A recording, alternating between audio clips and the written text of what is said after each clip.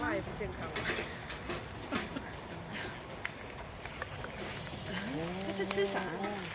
刚刚教了一个石头的。这是什么？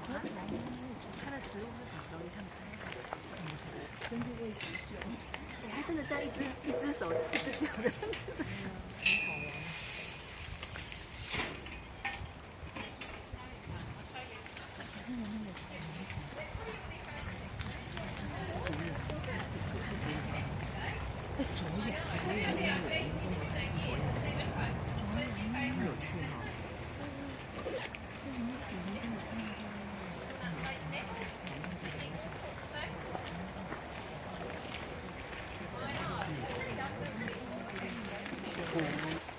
我还吃那个核桃啊，这个方向会逆光，逆光对。I don't actually need this food.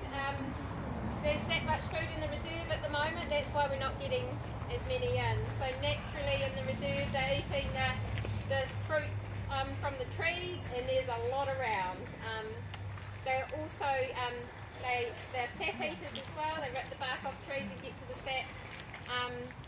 And yeah, they're really strong beaks to rip the bark off. Also, they're nectar feeders. So we're kind of equivalent to that. We've given them the kind of the drink thing there. It's like a vitamin mix for them. So they've got to brush them.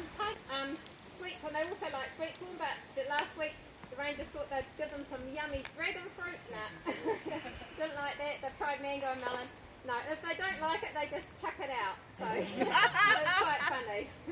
So we get to that, and with the apple quite often they take the flesh off and they just chuck the skin. So we soon know what they like and don't like, but walnuts and dates are a definite favourite for them. Yes. So yeah. So KAKA used to be lots and lots of KAKA in this area. So much so that in the early 1900s at the Akatahuna school up the road, you'll be able to go here and see them up there now as well. So they're really strong flyers. And we have had a crossover with some KAKA from Zealandia and Wellington. We came and visited here one day, so we could tell because of the bands on them. So yeah, there is a crossover now. They're spreading out more and more. So last year, so he's probably the great-great-granddaddy of a lot of the ones we've got in our reserve at the moment. So they, as I said before, they nest in the big old holes in the trees. We also have spread around the reserve here. We've got these barrel-like structures up trees, so they're predator-proof areas where they can nest as well, and they were well utilised in the last breeding season. They tend to have 4 to 6 eggs in a clutch, and up to a couple of clutches. But we had to stop that because they were pinching food, and although a lot of people think that's quite funny, but that can actually be quite an offspring as well. So yeah, they were just getting a little bit too cheeky in that respect. Noticing how he's eating here, uses his claws much like our fingers, has 2 facing forwards and 2 facing back, pretty much like a hand. And if you see, I don't know if you've been over to Aviary 3, there's a pair of KAKA in there that have got 4 juveniles, and they're quite often climbing around upside down on the roof of the aviary.